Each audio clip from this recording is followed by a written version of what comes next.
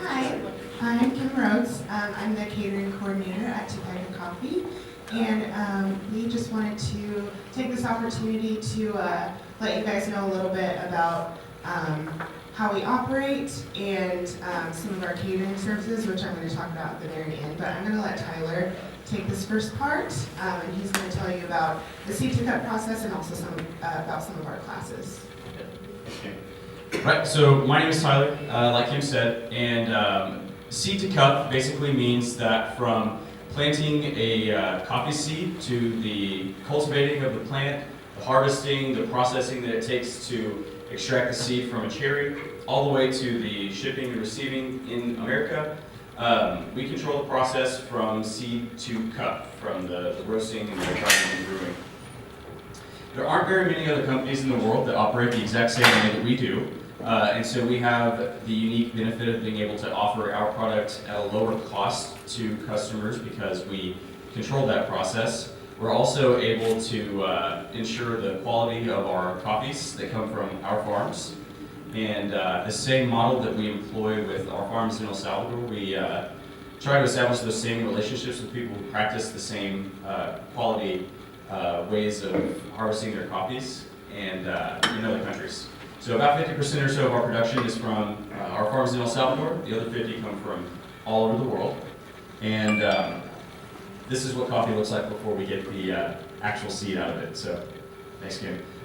So here in a minute, we'll be able to answer any questions that you have about the seed to cup model. Kim, would you like to talk a little bit more about the... Talk about classes first. Cool. So over at our roastery, which is at the intersection of Admiral and Peoria, we have the Topeca Instruments Division. As you can see here, this is our training facility.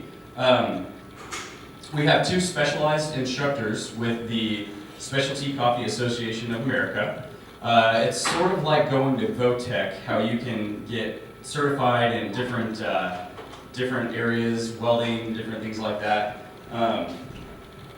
We have different 1200 lumen lights in here for coffee grading, as well as different manual brewing equipment, espresso machines, roasters that you can't really see off in the corner there.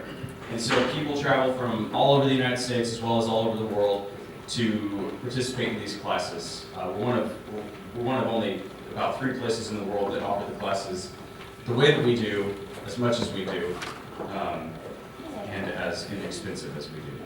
So, okay. So like I said before, I'm the catering coordinator, and Tyler is actually the catering coordinator right before me. This is what our usual setup looks like for an espresso setup. So it's 3 carts like this, and we can come to any event that you can think of.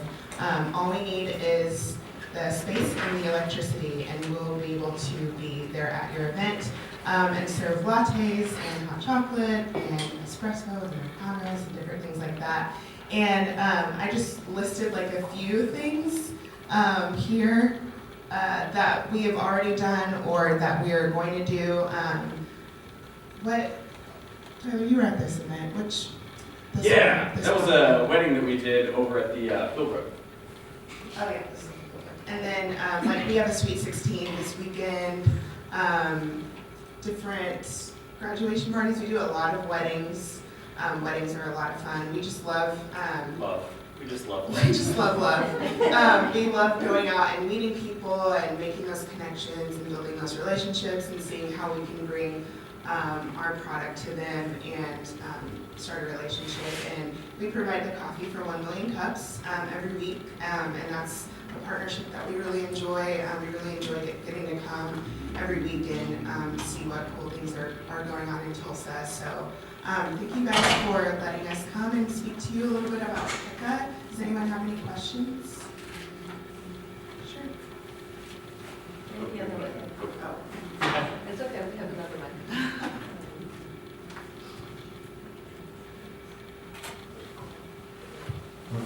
Is it on? There we go. Okay, so your presentation seemed very disjointed, and you didn't really talk about your business plan at all. Tell me about the different revenue-generating aspects of your company, Tell me how you've changed over the past 2 years, at least the first time you presented at 1 Million Cups. How has your projection changed since then? Talk about your roastery. I know you talked a little bit about your classes, but I can't see them being a big generator, a revenue generator. And then talk about the other non-branded products that are actually your largest revenue generator, like, such as the bottom shelf coffee when you go into Reese's, the Golden Driller coffee and stuff. So tell me all about your business, the business plan, because that's what I want to know. Good call. So all of that stuff is entirely above our pay grade. 2 years ago, we didn't actually give the presentation. It was Chip, I believe, who gave the presentation. Who's our boss? So on that, since we do have very limited time here, our roastery. So take your time. Okay. So our roastery is where we produce all of our coffee. We roast, obviously. We bag and ship to all the places in Tulsa that use our coffee, as well as Reese's, Whole Foods, different grocery stores, and then online orders that we have as well. And so that is our main breadwinner for the company. We have a couple of different shops as well. One next to the Mayo, one next to the Hyatt, Heirloom. We have Hodges Bend as well, which is a coffee bar by day, cocktail lounge by night, depending on your vice and judgment. And then we have the Saturn Room as well, which is a separate endeavor entirely, which has nothing to do with coffee whatsoever, except for the people that work there who drink it.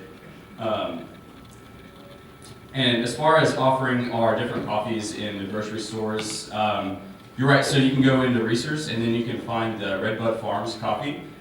We source those coffees, we roast them specifically for Reese's, it's a private label. And so that's, again, part of the wholesale that is our breadwinner for Topeca. The classes actually are an invaluable asset that we have. Not only are we able to bring people in from all over the world, the Specialty Coffee Association does not make that cheap. And so those classes, not only are they bringing people in and then helping us to pay for all of the facilities in our build out, but those people are also going back to California, opening up cafes, using our coffee in their cafes. They're going back to Brazil, to their farms, and they're taking the practices with them. And then they're meeting up with our farms in El Salvador to talk to them about furthering their innovative, ways of processing their coffees. I feel like there was maybe one or two other questions. That's not new, it's been going on for almost a year now, right? The classes are. Yeah, those opened up, I think the first class was in May. Mhm. Yeah, I think it was So in I May. took a coffee tasting class maybe a couple of years ago before you opened up your new facilities. It was free. So if you transition those classes into a paid class in Right. your new facility, I haven't been to your new Right. So those are two different things. So you're talking about the Seed to Cup class. So we have two things. We have the SCAA certified classes, and then we have the Seed to Cup classes. So if you are a coffee geek, you can register to take these classes. First Saturday of every month is when we're doing the class that you're talking about, the tasting. And then the certification, which is internationally.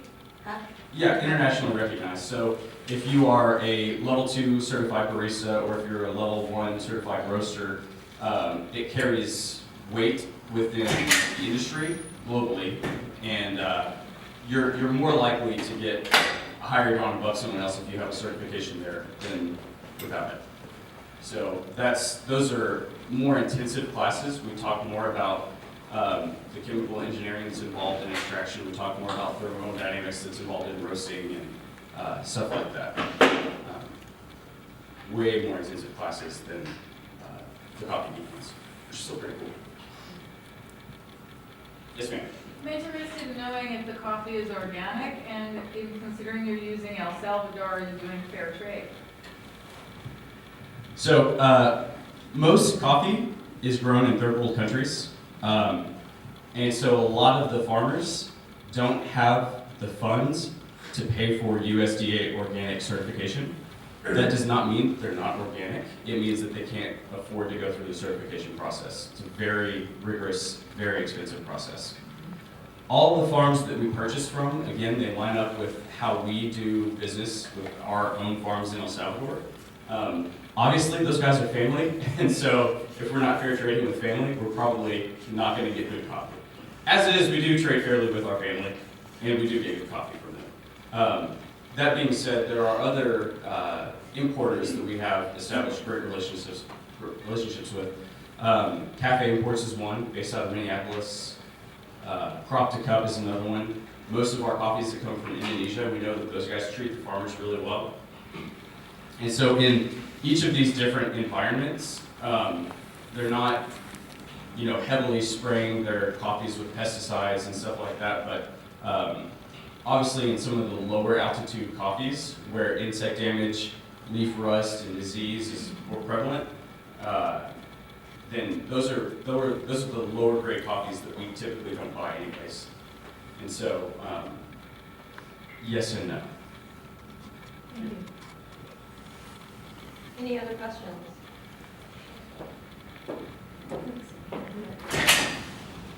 Just a quick one, your catering, are those tables, do you provide those also? Yes, so those are each portable carts, and we bring those with us. And since they're all separate, we can set them up straight, we can set them up in an L shape, or whichever, whatever space we have, we just utilize it the most. But yeah, we bring those with us, and it's kind of like an all-inclusive package. We just bring everything you need. We bring coffee, we bring cups, syrups, milk, everything. And yeah, we just come and set up and do it for you.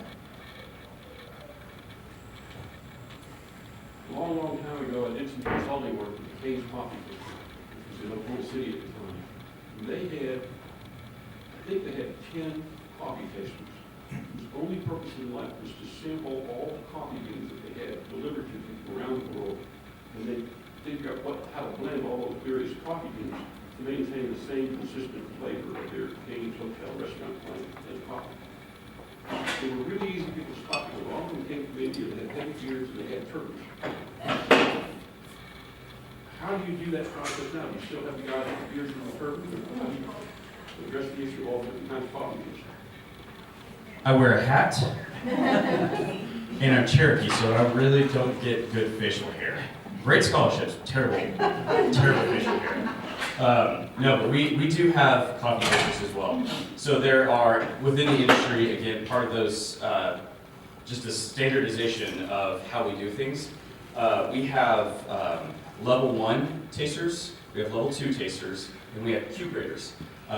Raise your hand if you're familiar with the term sommelier. Okay, so a Q grader does to coffee what a sommelier does to wine. We've got 2 of those on staff, one of which co-owns Hodges Bend, Noah Bush. He's also a sommelier. And then Ian Pico, who's our director of coffee. As well as our head roaster, who is trained on the SCAA standardized cupping form, which is the form that they use to grade coffees worldwide. Myself, John Gabarino, our owner, and then we have a couple of other people who are also highly certified in other areas that come in and do the exact same thing. And so every day we go through a cupping to taste the quality of our coffees, and then whatever samples we get in from other origins to see if it meets quality. And then we train a lot of those people as well as part of our Topeca Instruments division, so we can send them back with the skills that they need to be able to taste appropriately. What's also really cool is the SCAA got together with a couple of different universities. I think Kansas State was one of them. I think University of Texas may have been another one, or Texas A&M. And so they've all got together to have a coffee lexicon. So now there's a specific language that we all use when we're describing coffee, as well as a new taster's flavor wheel, which is really interesting. Looks kind of like it's a couple of knuckleheads getting together, just throwing out random words of what coffee tastes like, but when you actually sit down and look at it, it's pretty interesting how they come to the conclusions that they come to. So, hope that answers your question. Long-winded version. Any other questions?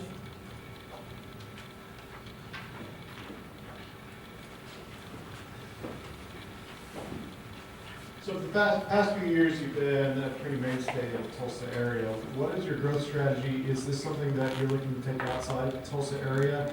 Is it something that, with your dedication to the seed to cup, are you physically limited by your plantations in Venezuela, or are you looking at expanding outside the Tulsa area and expanding your plantations? Or how is that going to work in the next 5-10 years? Okay, so our farms in El Salvador, we actually have purchased new farms maybe like 3 weeks ago in Brazil. It's a little bit lower altitude farms, but what Emilio is planning on doing to those farms in Brazil are some of the same things that we've done to the farms in El Salvador, which have made our coffees global winners in different competitions. So that's pretty exciting. As far as expanding past Tulsa, it takes a lot to be able to do that, and although we are more concerned with our local community and establishing our business here and giving back to our local community, we are reaching past Tulsa. Nothing that I can necessarily speak to at the moment, but there are 2 or 3 endeavors that we have in mind about, different places different people that we're working with in different cities as well. That being said, we travel a lot throughout the states, primarily for education. Topeca is known in our industry as a staple of education. So again, we're highly certified and involved in different committees with the Specialty Coffee Association.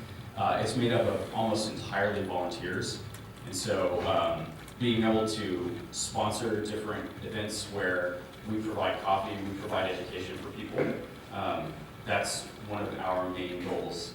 Not necessarily in the business plan to open up other cafes elsewhere, because we know that the further we branch out, the harder it is to maintain that same level of quality. And we would prefer to keep everything more centralized. And so instead, again, since our primary breadwinner is the wholesale side of things, being able to sponsor events like that and then send our coffee out to people who we've trained, that we trust, to represent our brand well, that's been our primary strategy. So yes, there is plan for growth outside, but there's more of our focus is on the wholesale side of things and then giving back to our community here. Good question. One more question?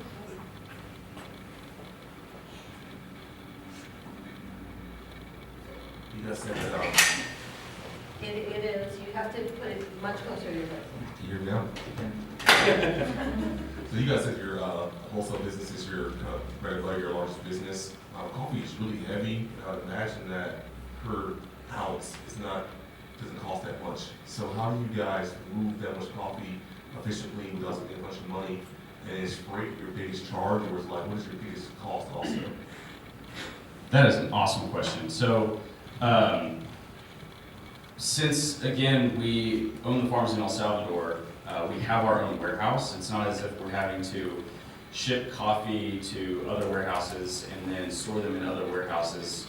Our roasting facility is also, we have a huge humidor where we actually store the coffee to keep it at a climate to where it will prolong the lifespan of coffee. That is definitely being able to have a full-time employee who delivers the coffee. I don't know if any of you guys work in businesses where you've seen the curly-headed dude dentist deliver your coffee, but he's been with us, he's been with us for a few years. So that does have some cost, but the cost of coffee itself is not necessarily cheap, especially because we're not buying cheap coffee. And so we're able to charge more of a premium charge for our coffee because it is more of a premium product.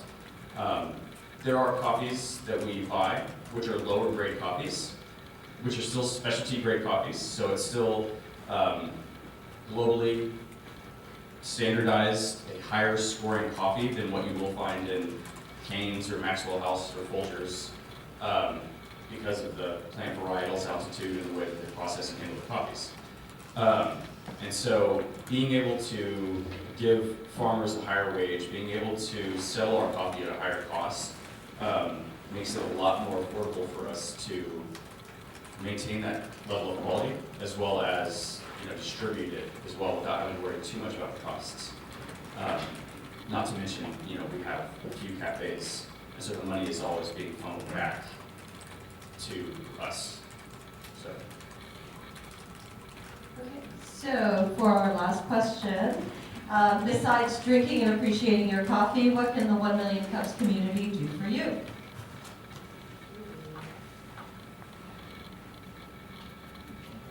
Drink more coffee? Plan a fun wedding? Yeah, I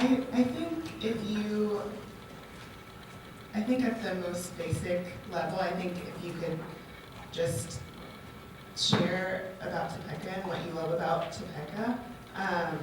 I know that when I started working for Topeca, which was like a month ago, literally a month ago yesterday, everyone knew the name already, even if they didn't necessarily, if they weren't necessarily familiar with the coffee, they knew the name already. And so to be able to come into a company so well established and so well revered in the community, as well as the country and the world, and to know that we have a good product and to speak from that is a big deal to me personally. So it's cool to be able to know a product and to stand behind it, not just because of the name, but because it is a good product. And so I would say just tell it. Tell what you love about it. Sounds good. Yeah. I Thank you guys. have a question on your fundraisers. How do you have coffee for a fundraiser? Well, I mean, it's up there. Yeah, so if you have like a fundraising event, we can come in and serve coffee just like you would have any kind of concession or a bar or any kind of food. We can come in and serve coffee for that event, and yeah, just like any other Also, it's concession. just serving the coffee. Right, yeah. We're having packages of coffee that we can sell as a fundraiser. Right, no, these are just like examples of events that you I can gotcha. have it. So, okay.